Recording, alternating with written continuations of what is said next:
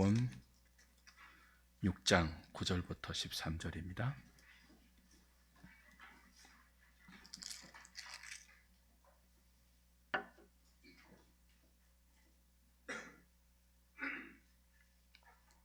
같이 읽습니다. 시작. 그러므로 너희는 이렇게 기도하라. 하늘에 계신 우리 아버지여, 이름이 거룩히 여김을 받으시오며 나라가 임하시오며 뜻이 하늘에서 이루어진 것 같이 땅에서도 이루어지이다.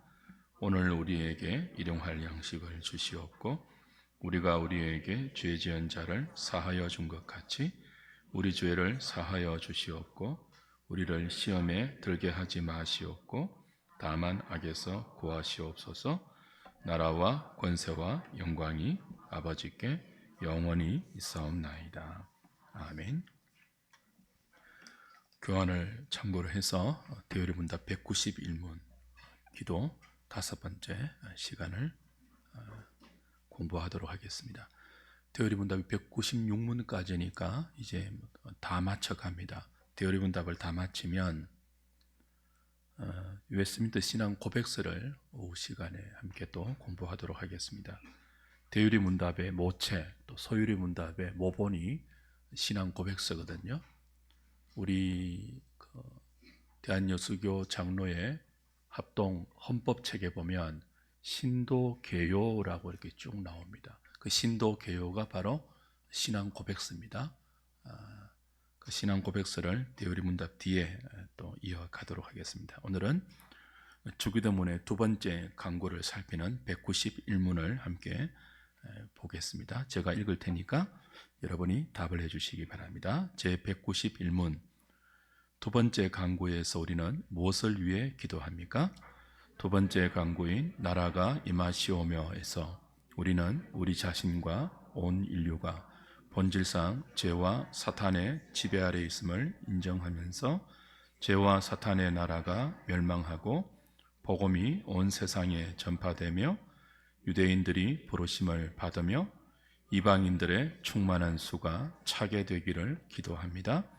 또 교회가 모든 복음의 일꾼들과 규례들로 갖추어지며 부패를 제거하여 깨끗하게 되고 국가의 공직자로부터 지지와 옹호를 받기를, 또한 그리스도의 규례들이 순수하게 시행되어 아직 죄 중에 있는 사람들을 회심하게 하며 이미 회심한 사람들을 경고하게 하고 위로하고 성숙하게 하는데 효력 있게 되기를 기도합니다. 더불어 그리스도께서 이 세상에서 우리의 마음을 다스려 주시며 그리스도의 재림과 우리가 그리스도와 함께 영원히 다스릴 때가 속히 임하기를 기도하고 이상의 목적들을 가장 잘 이루기 위해서 그리스도께서 기꺼이 자기 나라의 권세를 온 세상에 행사하시기를 기도합니다. 나라가 임하게 해 주십시오 라고 기도할 때 그 기도에 이런 내용이 다 포함되어 있다는 거예요. 여러분 그 주기도대로 기도할 때 나라가 임하시오며 이 부분을 기도할 때 무엇을 떠올리세요? 혹시나 이 땅의 나라처럼 어디 하늘에서 나라가 막 이렇게 황금빛 나라가 막 내려오는 그런 연상을 하시는 분은 없으시겠죠. 그런 뜻이 아니고 191문의 답이 가르쳐주는 이 내용대로 기도하라 하는 의미입니다. 해설을 보겠습니다. 나라가 임하시오며 하나님의 나라가 우리에게 임하게 해달라는 기도 아닙니까? 하나님의 나라가 무엇인지를 이해할 필요가 있겠죠. 우리가 배운 대로 나라에는 3요소, 영토, 국민, 주권이라는 3요소가 있죠. 이 요소가 이루어질 때 우리는 나라라고 합니다. 나라의 영토 개념은 얼마나 중요합니까? 지금 일본이 독도를 자기 땅이라고 우기고 있는데 세계 곳곳에 나라마다 영토 분쟁이 많지 않습니까? 왜 그렇게 땅을 가지고 나라들이 싸우겠습니까? 그 영토가 나라에 미치는 영향이 크기 때문이죠. 근데 아무리 영토가 광활하다 해도 그 영토를 다스리는 주권이 없으면 땅이 소용이 없어요. 그 영토에 이렇게 통하는 주권의 개념이 미치지 않으면 그 영토는 무법천지가 되는 거죠. 하나님의 나라라고 할 때 그 나라에도 이 세 가지 요소가 다 포함됩니다. 영토, 국민, 주권 다 포함되는데 그 중에서 특별히 복음서가 하나님의 나라를 말할 때는 이 주권을 강조해요. 그 나라를 통치하는 주권자의 권력, 하나님의 다스림이죠. 나라가 임하게 해달라고 기도할 때 그 기도의 첫 번째 의미는 하나님의 다스림이 오늘 나와 우리 주변과 온 땅에 충만하게 이루어지기를 구하는 기도이고, 동시에 내가 하나님의 다스림에 순종하게 해달라는 기도이죠. 나라가 임하게 해주십시오 라고 기도할 때 내가 하나님의 뜻에, 하나님의 다스림에, 말씀으로 우리를 통치하시는 그 통치에 기꺼이 순종할 수 있도록 해주십시오. 그런 의미입니다. 그래서 우리가 하나님의 나라라고 하면요, 하나님의 통치권이 미치는 영역, 내가 서 있는 곳에, 우리가 걸어가고 살아가는 그 곳이 나를 통하여 하나님의 통치가 임하고 있으면 그곳이 어디가 되는 거예요? 하나님의 나라가 되는 거죠. 우리 대사관 개념을 떠올리면 금방 이해가 됩니다.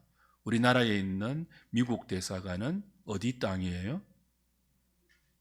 부동산으로 치면 우리나라에 있지만 그 미국 대사관의 영역에는 미국 대통령의 통치가 임하고 있으니까 미국 땅이죠. 그런 개념이에요.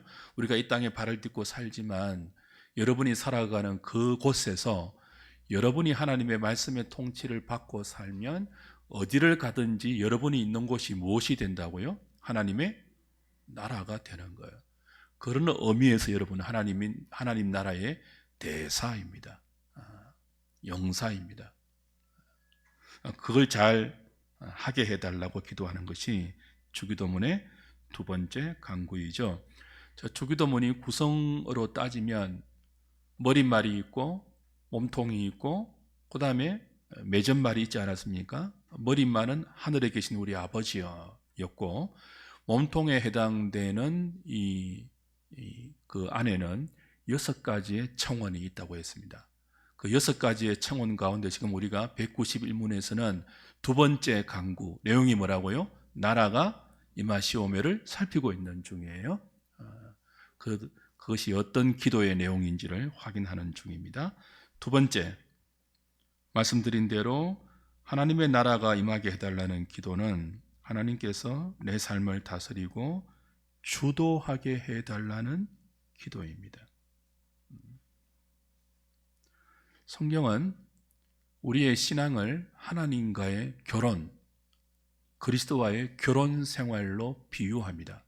그리스도가 우리의 신랑이고 우리는 그리스도의 신부다, 그렇게 비유하죠. 호세아서도 하나님은 신랑으로, 이스라엘 백성을 신부로 그렇게 비유하지 않았습니까? 이 불행한 결혼 생활 중에 하나는 신랑과 신부, 아내와 남편 사이에 주도권 싸움을 벌이는 가정이에요. 그러니까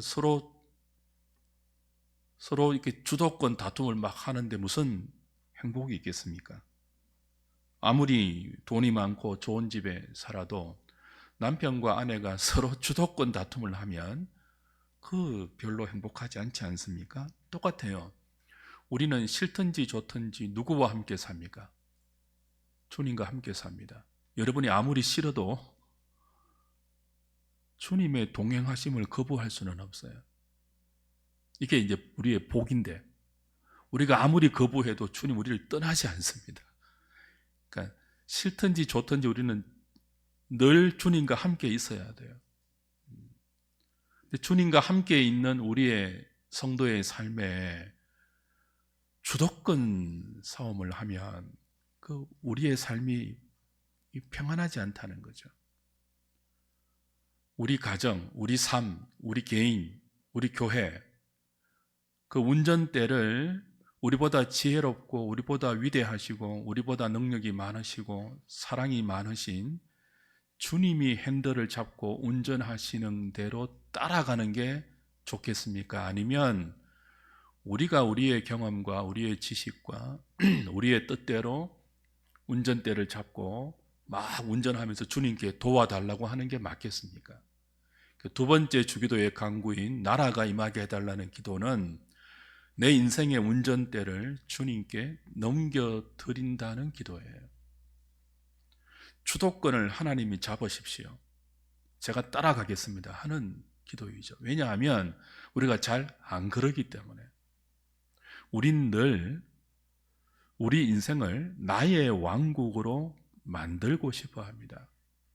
그 내 왕국을 내가 만들고 거기서 내가 왕이 되어서 내 뜻대로 주변 사람을 부리고 그렇게 사는 것을 행복이라고 세상은 부추겨요. 그래서 모두가 자기의 왕국을 꿈꾼단 말이죠. 많은 경우 신앙을 잘못 배우면 그 자기의 왕국에서 자신이 왕이 되어 사는 그 인생을 위해서 하나님의 은혜를 요청하고 또 하나님의 이름을 개입할 수도 있죠. 그런 우리의 죄된 본성을 주기도문의 두 번째 강구처럼 당신의 나라가, 당신의 통치권이, 하나님의 다스림이 말씀을 통하여 내 삶에 임하고 그 결과 내 운전대가, 내 인생의 운전대를 주님이 운전하시도록 기꺼이 내어드리는 그런 마음, 그런 삶이 되게 해 주십시오. 그것이 두 번째 강구의 주된 내용입니다. 해설 3번 보십시오. 이 나라가 임하게 해달라는 이 주기도문의 두 번째 강구는 이렇게 개인의 이런 그 청원으로 그치지 않죠. 내 인생의 운전대만 주님이 잡지 말고 내가 주님의 다스림에 들어가서 누리는 그 복된 나라를 맛보게 해달라는 그 기도에서 그치지 않고 다른 사람, 온 세상, 이웃, 그리고 인류에게까지 주님이 다스리는 그 복된 생명의 나라가 임하게 해달라는 강구로 이어지죠. 그래서 이런 기도를 할 때 우리는 이 하나님의 나라와 본질적으로 반대되는 죄와 사탄의 나라에서 지배받고 있는, 로마서의 표현에 의하면 우리가 사망이 왕노릇하는 그런 우리 인생의 본질을 고백할 수밖에 없죠. 그걸 시인할 때 우리가 죄와 사망이 왕노릇하는 이런 세상 속에서 살고 있고 거기서 성도라 할지라도 자유롭지 못하고 그런 영향력을 여전히 받고 있음을 시인할 때 당신의 나라가 내게 임하게 해 주십시오. 나뿐만 아니라 이 세상에 죄와 사탄이 왕노릇하는 이 세상에 하나님의 나라가 임하게 해 주십시오라고 기도할 수 있다는 거죠. 주변을 한번 둘러보십시오. 이 땅에 얼마나 미신이 많습니까? 과학이 이렇게 발전한 시대인데도 미신은 과학이 발달한 만큼 더 물러간 것이 아니라 더 팽배한 것 같습니다. 무지한 우상 숭배가 지성이라고 자부하는 인간들 틈바구니 속에 얼마나 팽배합니까? 지금도 무당이 얼마나 많아요. 여러분 유튜브 보면 무당들이 요즘은 유튜브 시대니까 누구나 다 유튜브를 개설해가지고 막 하는데요. 무당들이 얼마나 유튜브를 많이 개설하는지 몰라요. 그래서 그 무당들이 막 정치인 예언하고, 그죠? 또 올해 4월 달에 총선이니까 무당들이 얼마나 헛된 예언들을 쏟아내겠습니까? 주변에 어두운 관행들은 또 얼마나 많습니까? 결혼할 때 사주를 얼마나 많이 봅니까? 우리나라 백성들이. 우리 교회 다니는 청년들은 그렇게 안 하겠지만 이 불신자들은요, 결혼하기 전에 꼭 뭐 본다고요? 사주 봐요. 궁합 봐요. 심지어 점을 보러 가요. 아무리 사랑해도 궁합이 안 맞으면 헤어지는 커플이 있어요, 없어요? 있어요. 이 과학 시대에도. 심지어 무당이 결혼하지 말라고 하면요, 결혼이 깨어지는 경우도 있습니다. 이사하는데도 뭘 잡는다고요? 나를 잡고 날 잡힌 날은 이사비가 더 비싸요. 가구 놓는데도 뭘 정한다고요? 풍수 지리에 따라 방향을 정해요. 가구를 놓는데 벽에 시계를 다는데 뭘 본다고요? 방향을 봐요. 사람들이 지성이라고 자부하는 사람들이 우주선을 만들어 놓고 뭐 어디에 절한다고요? 돼지 머리에 고사를 지내요. 우주선을 만들어 놓고 과학자들이 얼마나 무지하고 미신적인지 모릅니다. 이 세상이 왜 그렇습니까? 하나님의 통치가 없어서 그래요. 죄와 사탄의 지배 아래 있다는 사실을 여전히 우리 주변의 모든 많은 현상들이 가르쳐 주죠. 공중 권세 잡은 사탄의 지배와 영향력 아래 여전히 세상은 있습니다. 이런 모습을 볼 때마다 그리스도인들은 어떻게 기도한다고요? 나라가 임하게 해 주십시오. 당신의 통치가 없으니까 이렇게 무지하고 이렇게 미신적이고 이렇게 허탄한 우상의 지배 아래서 사람들이 휘둘리고 있습니다. 이사 가는데도 제대로 마음대로 못 갑니다. 결혼하는 것도 막 사람들이 사로잡혀 있습니다. 그렇게 기도해야 하는 거죠. 네 번째 보십시오. 같이 읽을까요? 시작. 거짓의 아비인 사탄은 하나님을 대적하고 자기를 위하여 사는 인본적인 가치관을 조성하고 그때그때 시대 정신과 영향을 끼쳐 사람들을 속이고 미혹하고 있습니다. 그러므로 교회와 성도는 그 시대를 풍미하고 있는 정신과 사조가 무엇인지를 잘 분별하고 성경의 진리에 기반한 문화와 가치관으로 반성경적이고 반하나님적인 세상의 흐름을 대항하고 개선해 나가는 마음을 가져야 합니다. 그리고 이를 위해 복음을 온 세상에 전파하여 죄와 사탄의 나라가 복음의 진리 앞에서 멸망할 수 있기를 기도해야 합니다. 주기도의 두 번째 강구는 우리에게 이렇게 기도하라고 가르쳐 줍니다.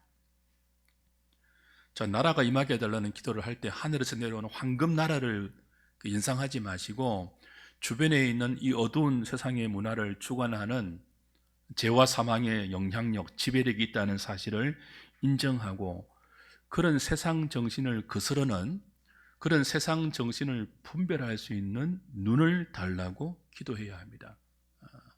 동시에 이런 세상을 거스르기 위해서 복음이 전파되어서 그 복음의 정신으로 살아가는 그리스도인들이 많아지도록 간구하는 것이 주기도문의 두 번째 기도가 간구가 우리에게 가르치는 기도의 내용입니다. 여러분, 이 시대의 흐름들, 사조들, 문화들이 그냥 생긴 것이 아닌 것을 아셔야 돼요. 지금 이 시대를 우리는 포스트 모더니즘, 후기, 그죠? 이 근대 사상 이후에 포스트 모더니즘, 절대 진리가 해체되고 모든 것을 상대화하고, 그죠? 개인적이고 지극히 배금주의 쪽으로 흘러가는 이 시대의 흐름이 어떻게 형성되었는지를 이해하고 그것이 결국은 반하나님적으로 치우치고 있다는 사실을 분별해서 복음의 진리로 이 세상의 거센 흐름을 저항할 수 있는, 대항할 수 있는, 그냥 시대가 이러니까 어쩔 수 없다 이게 아니고 저항할 수 있는 정신을 가져야 되고 그 정신을 함양하기 위해서 복음의 진리로 무장하고 또 복음을 이 세상 가운데 전파해야 한다. 그것을 두 번째 강구를 하면서 기도 중에 우리가 깨닫고 또 살아가야 할 진리의 내용이기도 합니다. 5번 보시면요, 복음 전파와 관련해서 요즘 우리나라가 저출산 문제로 심각한 문제성을 품고 있지 않습니까? 통계청의 자료를 제가 찾아보니까 1970년대는 가정당 출산율이 4.54명이었습니다. 제가 62년생이니까 우리 집에는 저하고 형님하고 둘이고 형님이 돌아서 저 혼자 있는데요. 그 시대는 한 4.54명보다 넘은 시대인데 2명만 나왔어요. 왜 그렇게 적게 나왔는지 모르겠어요. 이렇게 식구가 적으니까 나중에 좀 외롭지 않습니까? 그 출산율이 80년대는 얼마나 떨어졌죠? 거의 절반인 2.82로 떨어졌고 90년에는 1.56, 10년 지난 2000년에는 1.47, 2019년에는 처음으로 0.92로 떨어졌고 20년에 0.84, 22년에는 0.78, 작년에는 아직 통계가 안 잡혔더라고요. 근데 추정치가 나왔는데 0.7 정도로 예상합니다. 아마 올해는 0.6을 돌파하지 않겠느냐, 그런 학자들의 예상이 있는데요. 급격한 출산율의 저하로 우리나라 사회 전체가 활력을 잃고 공력의 쇠퇴와도 직결된다는 그런 걱정을 하고 있습니다. 이건 나라만이 아니죠. 교회에도 고스란히 연결되죠. 교회 안에도 영적 저출산의 현상이 날이 갈수록 심각해지고 젊은이들과 학생들과 어린아이들이 나라 전체가 없으니까, 그런 인구가 없으니까 교회 안에도 그런 현상이 그대로 연결되고 교회가 활력을 잃는 그런 현상들을 우리가 지금 목도하고 있습니다. 이렇게 어려운 시대일수록 우리는 두 번째 강구를 통하여서 복음 전파뿐만 아니고 하나님 나라의 복된 통치가 우리 가정에 임하여서 또 우리 한 사람 한 사람이 인생의 주도권을 하나님께 넘겨주어서 맛보는 복된 삶의 변화를 통해서 이 땅에 도전을 주고 그 결과 회심하고 하나님께로 돌아오는 영혼들을 만들어내는, 교회가 만들어내는 그런 영적 출산율을 높이기 위해서도 두 번째 강구는 우리에게 시급합니다. 하나님의 나라가 임하시옵소서. 당신의 통치를 받는 자녀들이 우리 가정 안에도 우리 자녀들에게 임하게 해주시고, 교회의 복음 전파를 통해서 세상의 통치를 받던 영혼들이 하나님의 통치를 받는 그런 새로운 생명으로 태어날 수 있도록, 교회가 영적 출산율의 빈곤에 허덕이지 않도록, 교회가 영적 출산율을 높일 수 있도록 그런 은혜를 우리에게 주시옵소서라는 기도도 두 번째 강구에 포함된다고 대우리 문답은 우리에게 가르쳐 줍니다. 6번 같이 읽습니다. 시작. 하나님의 나라는 유대인과 이방인, 남녀노소, 계층을 초월해서 하나님의 기쁘신 뜻대로 택함을 입은 모든 사람이 복음 전파를 통해 하나님께로 돌아올 때 완성이 됩니다. 지금 하나님의 나라를 맹렬하게 대적하는 세력이 되었기에 우리는 바울이 동족 유대인을 위해서 기도했던 것처럼 이들 유대인이 회개하고 하나님께 돌아올 수 있도록 기도하며 동시에 이방인들의 충만한 수가 차게 되기를 기도해야 합니다.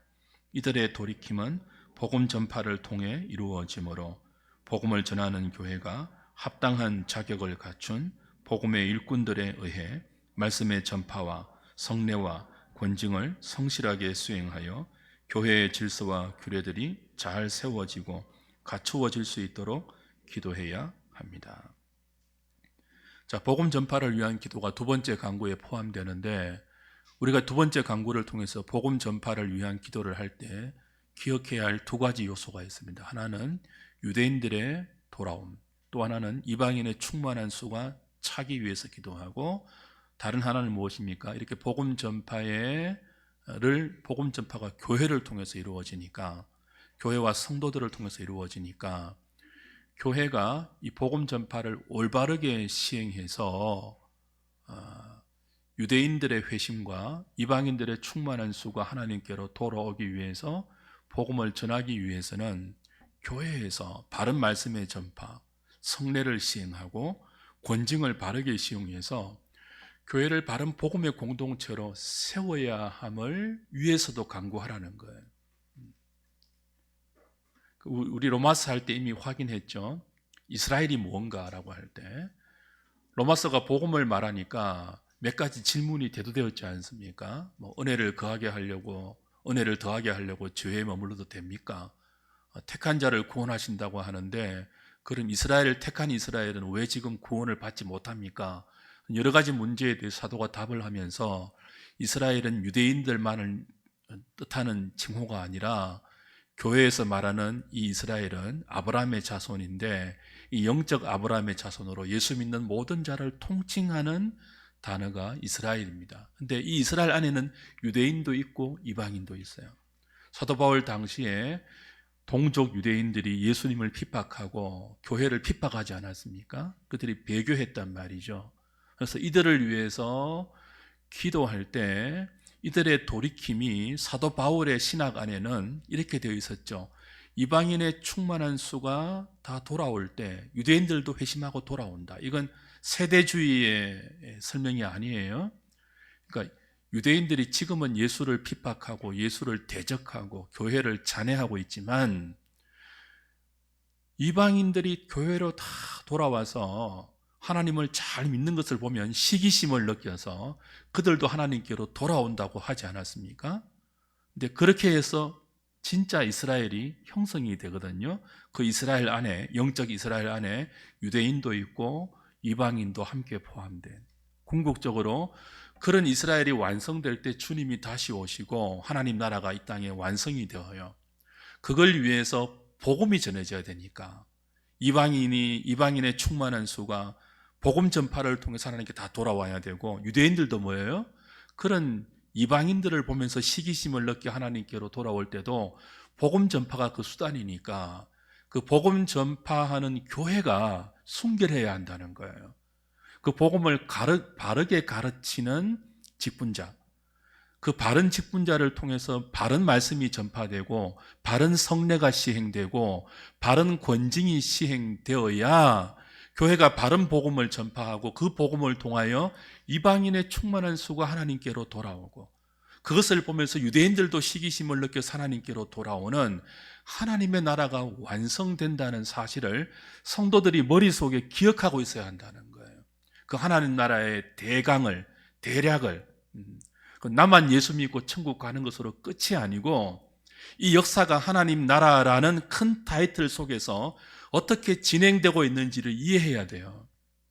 왜 지금 이스라엘이 저렇게 강박하게 되어 있고 왜 지금 이방인들이 하나님께로 돌아오는 속도가 늦은지, 교회는 무엇을 해야 하는지, 그 속에서 복음 전파의 사명을 받은 교회가 어떻게 기도해야 된다고요? 나라가 임하게 해달라고 기도하면서 그 기도를 통하여 순수한 복음의 전파를 위해서, 교회 직분자를 위해서 기도해라는 거예요.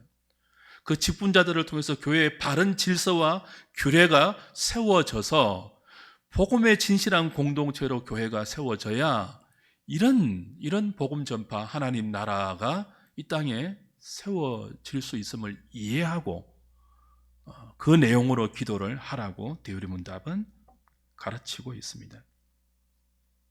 바른 교회는요, 바른 교회의 규례들은 대우리문답이 가르치는 대로 말씀이 바르게 선포되는 교회예요.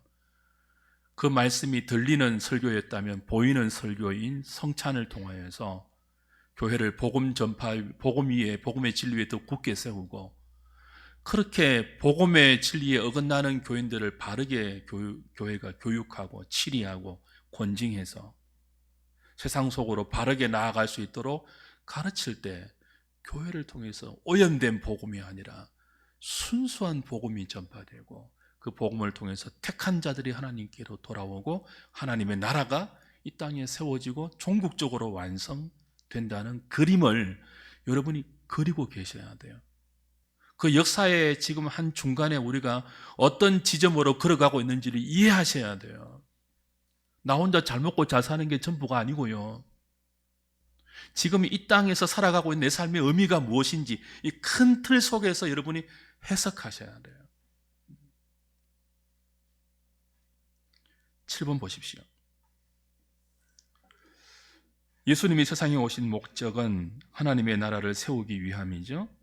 공생애를 시작하시면서 가장 먼저 하신 말씀도 회개하라, 천국이 가까웠다였고, 성천하시기 전 제자들과 함께 40일을 이 땅에 계시면서 가르치신 말씀의 주된 내용도 하나님의 나라였습니다. 예수님은 하나님의 나라를 위해서 오셨고 하나님의 나라를 위해서 일하셨고 하나님의 나라를 제자들에게 사명으로 맡기시고 떠나셨고 아버지와 함께 성령을 보내셔서 이 복음의 증인이 되도록 교회를 세우셨습니다. 그래서 이 하나님의 통치를 구하는 주기도문의 두 번째 강구야말로 주기도문 전체의 사실은 핵심이라고 학자들은 말하고 있죠. 두 번째 강구가 주기도문의 뭐라고요? 핵심입니다.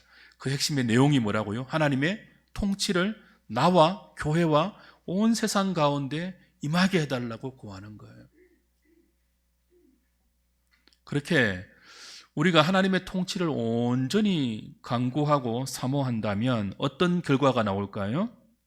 하나님의 통치와 어울리지 않는 내 삶에 있는 더러움, 불의, 거짓들, 부패 그런 것들을 제거하는 결과로 나타나죠. 생각해 보세요. 하나님이 나를 다스리세요. 하나님의 통치가 내 인생을 주관하고 있어요. 근데 그 하나님의 통치와 어울리지 않는 것들을 계속 고집할 수 있겠습니까?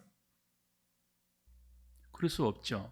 여러분이 두 번째 강구를 진실하게 여러분의 기도의 제목에 잘 갖고 계시고 그 내용대로 기도하시고 그 내용대로 하나님의 통치를 받는다면 우리가 버리지 못한 부패와 불의와 거짓들을 이 기도를 하는 것만큼 버리는 열매로 나타나고 그것이 우리의 깨끗함으로 성결함으로 거룩함으로 이어진다는 거죠.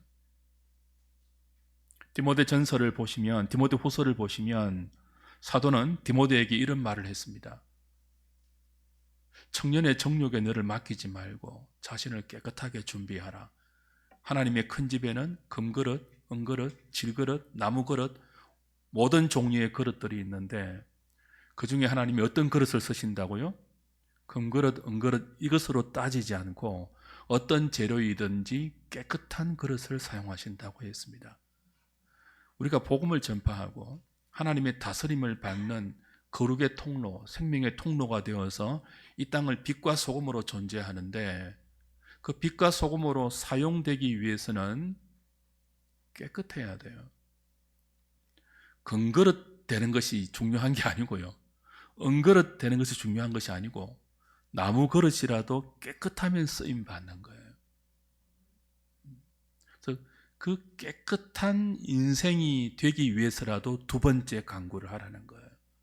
주님이 나를 다스려 주십시오.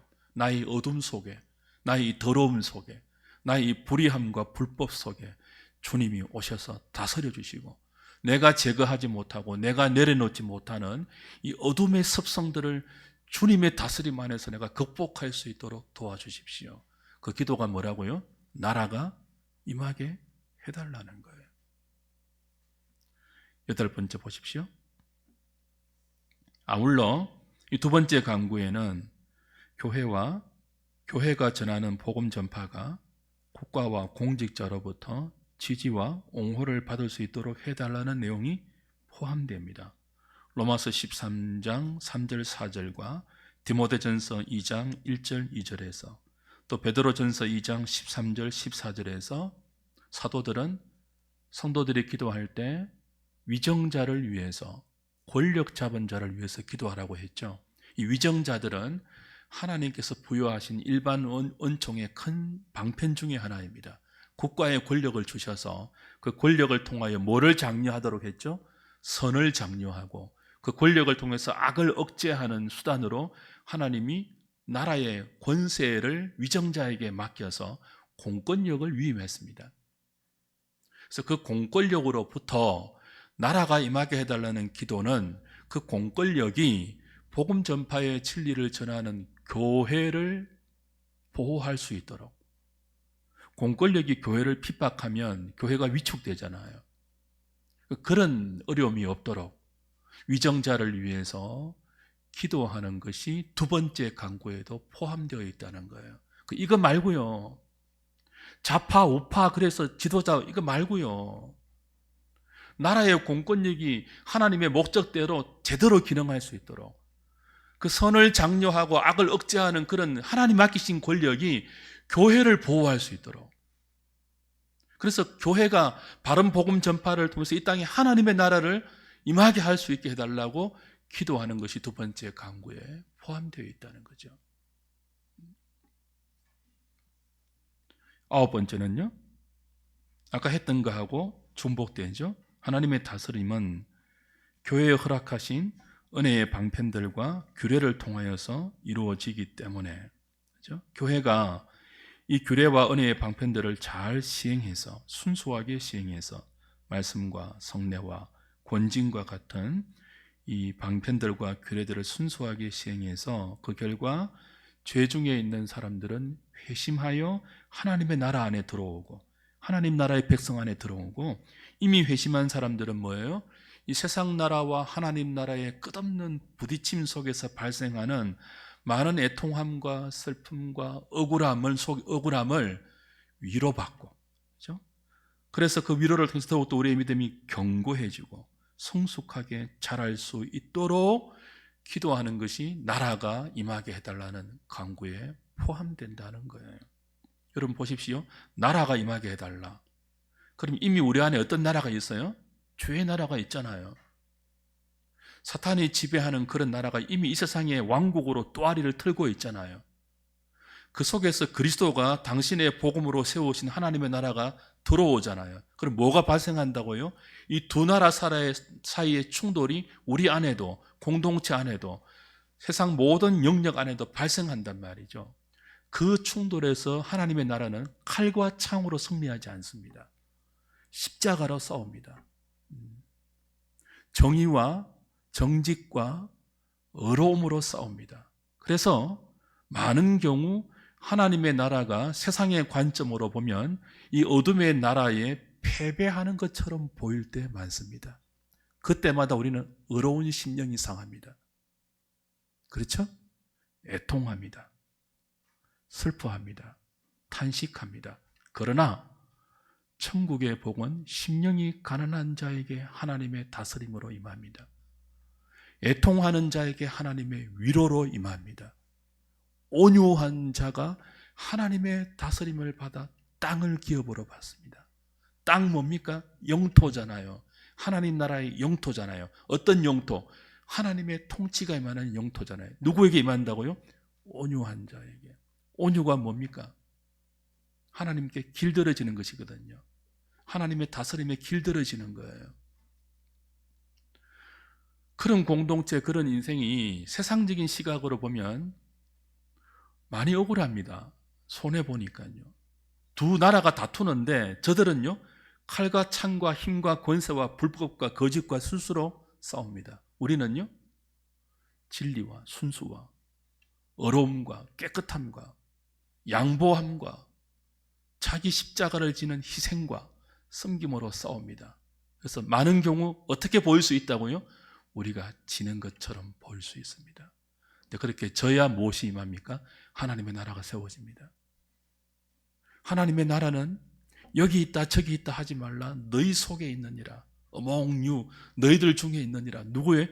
자기를 부인하고 자기 십자가를 지는 사람에게 임하는 그 심령에 있고 그 공동체 가운데 있다는 거예요. 그러니까 우리에게 뭐가 필요합니까? 질 때마다, 억울함을 당할 때마다, 또 참고 견딜 때 하나님의 위로하심이 필요하죠. 그 위로가 어떻게 주어진다고? 교회에 주신 은혜의 방편을 통하여, 말씀과 성례와 건증을 통하여 우리가 지금 바르게 살고 있구나 확인받게 하고 위로받게 하고, 그죠? 회심하지 못한 자들에게는요, 이렇게 살아서는 안 되구나라고 회심하게 만들고, 이미 회심한 자들은요, 위로받고 또 견고하게 세워지고 믿음이 자라가게 하죠. 그런 일들이 우리 안에 있게 해주십시오라는 기도가 두 번째 간구라는 거예요. 이 기도 많이 해야 되겠죠. 여러분이 억울할 때마다 나도 막 성질을 부리고 싶고 막 상도 둘러 엎고 싶고 막 아무도 나를 막 이렇게 함부로 대하지 못하도록 막 성질 보여주고 싶고 막 그럴 때도 뭐예요? 그렇게 못하니까 얼마나 답답해요. 근데 그때마다 우리에게 하나님의 위로가 있어야지 견딜 수 있잖아요. 그 위로를 어디에서 경험한다고요? 교회에서. 뭘 통해서요? 순수한 말씀의 선포를 통해서, 깨끗한 성례의 시행을 통해서, 그렇게 살지 않는 사람을 권징하는 바른 권징을 통해서 우리가 위로받고 힘을 얻고 돌이키는 거예요. 그런 공동체 될 수 있기를 바랍니다. 아멘이 이렇게 작아서 되겠습니까? 10번째입니다. 하나님의 나라는 이미 그리스도를 통해 임해 있죠. 그리스도의 통치를 통해서 이미 우리 안에 임해 있어요. 아직 뭐 되지는 않았다고요? 완성되지는 않았죠. 이미와 아직의 긴장이 하나님 나라의 현재성입니다. 그리스도가 장차 철장의 권세를 가지고 다시 오시는 재림의 때에야 모든 불의와 불법과 죄와 악이 완전히 제압을 당하고 심판을 당하죠. 그때야 하나님의 완전한 다스림이 영원한 영광으로 완성될 것입니다. 그러므로 이 주기도의 두 번째 강구는 종말론적 신앙의 요소가 굉장히 강합니다. 우리는 이 기도를 하면서 무엇을 사모하죠? 다시 오실 주님의 재림을 사모합니다. 여러분, 재림에 대한 소망이 있습니까? 재림하시는 주님에 대한 그리움이 있습니까? 사모함이 있습니까? 현대교회가 왜 이렇게 힘이 없는가 하면요, 재림을 가르치지 않아요. 재림을 소망하지 않아요. 전부 현세의 목이 그냥 매달려 있어요. 교회 성장, 교회 성장, 교회 성장. 재림은 가르치지 않아요. 이상하게 재림은 세대주의 이런 사람들만 가르쳐요. 이상한 신앙을 가진 교회만 재림을 기다리고 휴거를 말하고 이러죠. 근데 원래 정상적인 교회는요, 종말론적이어야 합니다.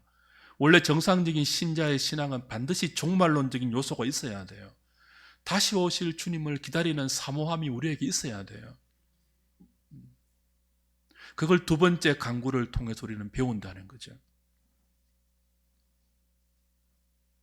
지금은 긴장 속에 있잖아요. 이미 임해 있지만 아직 완성되지 않는 하나님의 통치. 그래서 무엇이 허용되죠? 우리 삶에 불법이 허용되고 하나님이 내버려 두신 결과로 이 세상에 충만한 더러움과 부끄러움과 미친 현상들이 이 세상에 충만하잖아요. 부끄러운 대로 사는데도 부끄러운 줄 모르고 더럽게 사는데도 더러운 줄 모르는 이 세상. 그 마음에 하나님 두기에 싫어하는 상실한 마음대로 살아가면서 모든 불의와 추악과 술수와 거짓과 살인과 쟁투를 막 벌이면서도 그것이 미친 짓인 줄 모르는 이 시대. 이 시대가 언제 끝이 난다고요? 주님이 다시 오셔야 끝이 나요. 그래서 우리는 이 미친 세상을 볼 때마다 주님이 다시 오시는 그날을 사모하며 기다리죠. 아멘 주여수여 어서 오시옵소서. 이게 우리의 정상적인 마음이에요. 근데 현대교회는 어떻게 되어 있다고요? 제발 늦게 오십시오. 제발 늦게 오십시오. 아직 맛집 다 돌아다니지 못했습니다. 아직 가볼 만한 곳 다 돌아다니지 못해봤습니다. 두 번째 강구를 통해서 종말론적인 신앙을 강화할 수 있는 저와 여러분 되면 좋겠습니다. 마지막 11번째 같이 읽겠습니다. 이 땅에 살 동안 하나님의 다스림을 받지 못하는 자는 나중에도 그의 다스림을 받지 못합니다. 주님이 우리에게 구하라고 하신 이유도 거기에 있습니다. 지금 하나님의 통치를 거부하고 엉망으로 사는 사람이 어떻게 나중에 천국에 갈 수 있겠습니까? 지금 못 들어가는 사람은 나중에도 못 들어갑니다. 그래서 우리는 지금 그리스도의 다스림을 사모해야 합니다. 우리는 나라가 임하시오며 라고 기도하면서 지금까지 확인한 이런 내용을 가장 잘 이루기 위해 그리스도가 기꺼이 자기 나라의 권세를 온 세상에 행사해 주시기를 간구합니다. 우리 중에 이런 성도 없죠? 죽음의 순간에 내 호흡이 가빠지는 그때 회개하겠다.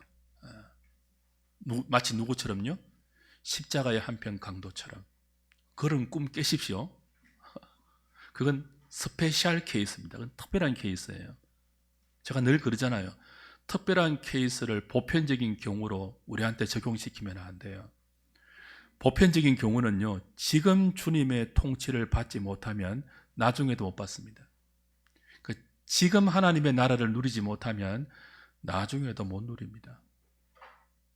쌓고 쌓아 놓았다가 나중에 한몫에 회개하겠다고요? 그럴 수 없습니다. 그래서 주님은 먼저 그의 나라와 그의 의를 구하라고 했습니다. 이것이 두 번째 간구에 포함되어 있죠. 오늘 뭡니까? 주님의 다스림을 여러분이 맛보십시오. 먹고 마시는 나라가 아니라 성령 안에서 의와 평강과 희락으로 우리에게 허락되어 있는 이 하나님의 나라, 그걸 맛보셔야 됩니다. 그래야 나중에 영원한, 우리 그 열왕기 보면은 솔로몬의 식탁 나오거든요. 왕의 식탁. 그 솔로몬 왕이 그 먹고 마시는 식탁에 온갖 산의 진미가 다 올라와요. 말로 형언할 수 없는 그 무엇을 예표하는 것이에요? 주님과 함께 먹고 마시는 주님의 식탁의 풍성함을 예표하는 영적 그림이죠. 우리 라오디게아 교회 할 때 확인한 건 뭡니까? 볼지어다 내가 문 밖에 서서 두드리노니 누구든지 내 음성을 듣고 문을 열면 내가 그에게로 들어가 그와 더불어 먹고 그는 나와 더불어 마시리라. 그 왕의 식탁을 매일매일 우리의 영적 식탁으로 누리는 것이 주님의 다스림입니다. 그 식탁을 맛보아야 세상의 화려한 식탁에 우리의 마음이 끌리지 않을 수 있습니다. 주님과 먹고 마시는 그 생명의 교제를 맛보아야 사탄이 만들어 놓은 가짜에 속지 않을 수 있습니다. 그걸 구하는 기도가 나라가 임하게 해 주시옵소서라는 두 번째 간구이죠. 이 두 번째 간구, 이번 주 한 주간 동안에도 여러분의 일상에서 많이 기도로 하나님께 아뢰일 수 있는 저와 여러분 되기를 바랍니다.